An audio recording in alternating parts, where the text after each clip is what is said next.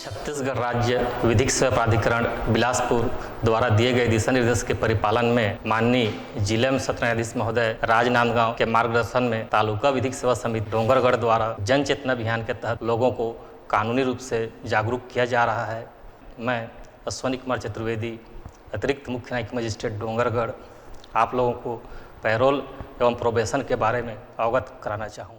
सबसे पहले पैरोल अभिरक्षाधीन अभियुक्त या सजा याफ्ता व्यक्ति एक निश्चित अवधि के लिए अस्थायी रूप से पैरोल पर रिहा हो सकता है। अब यहाँ बात आती है कि पैरोल का आवेदन कहाँ प्रस्तुत किया जाना चाहिए। तो जिस व्यक्ति का मामला जिस न्यायालय में मामला विचाराधीन है उसके द्वारा उस न्यायालय में पैरोल का आवेदन प्रस्तुत किया जा सकता है। इसी तरह यदि किसी व्यक्ति को सजा हो चुकी है तो ऐसे सजा याफ्ता व्यक्ति पैरोल का आवेदन संबंधित जेल अधीक्षक के समक्ष या प्रशासन के समक्ष प्रस्तुत कर सकता है। पैरोल में रिहा होने के लिए कुछ आधारों का उल्लेख करना आवश्यक होता है, तो उसमें कुछ खास आधारों का उल्लेख करना चाहूँगा। अपराधी के परिवार में कोई उत्सव या दुर्घटना घट गई हो तो ऐसी स्थिति में उसे पैरोल का लाभ प्राप्त हो सकता है। अपराधी के परिवार में वृद्ध माता पिता या पत्नी या बच्चे गंभीर रूप से बीमार हैं, उनके देखरेख करने वाला उनके पारिवारिक सदस्य कोई नहीं है, ऐसी स्थिति में उनके देखरेख एवं इलाज हेतु भी अपराधी को पैरोल का लाभ प्राप्त हो सकता है। यदि अपराधी की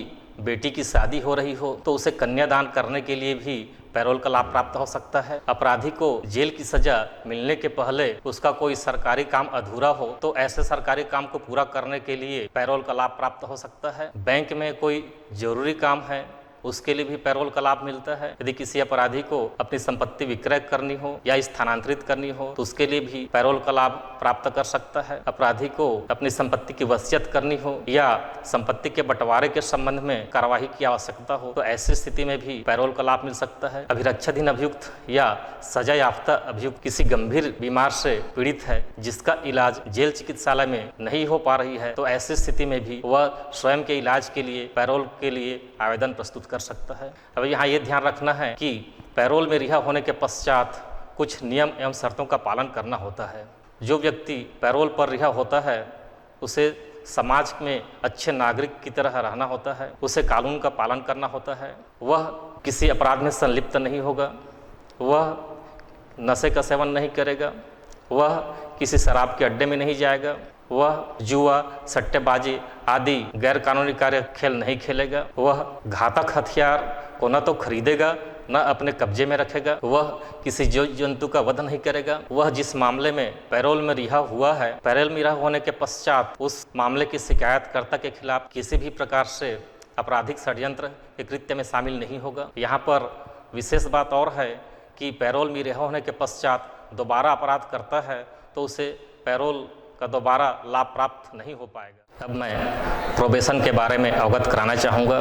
कोई व्यक्ति को ऐसे अपराध में दोषी ठहराया गया है जो मृत्युदंड या आजीवन कारावास से दंडनीय नहीं है और न्यायालय उचित समझता है तो मामले की परिस्थिति, अपराध की प्रकृति, अपराधी के चरित्र को दृष्टिगत रखते हुए प्रोबेशन पर रिहा कर सकता है। किसी अपराधी को प्रोबेशन पर रिहा करने का मुख्य आशय यह है उसे समाज में अच्छा स्थान प्राप्त हो सके, उसे जेल के हानि के प्रभाव से मुक्ति मिल सके। परिवीक्षा अधिनियम 1958 की धारा 4 के अनुसार यदि न्यायालय द्वारा किसी व्यक्ति को किसी ऐसे अपराध में दोषी पाया जाता है जो मृत्युदंड या आजीवन कारावास से दंडनीय नहीं है तब न्यायालय ऐसे मामले की परिस्थितियों, अपराध की प्रकृति, अपराधी के चरित्र को दृष्टिगत रखते हुए प्रोबेशन पर रिहा कर सकता है और 3 वर्ष तक के लिए प्रोबेशन पर रहने के लिए पर्यवेक्षण अधिकारी के निर्देश पर प्रतिभूति सहित या रहित बंद पत्र निष्पादित करने पर उसे रिहा कर सकता है। ऐसे बंद पत्र निष्पादित करते समय न्यायालय चाहे तो प्रोबेशन अधिकारी के पर्यवेक्षण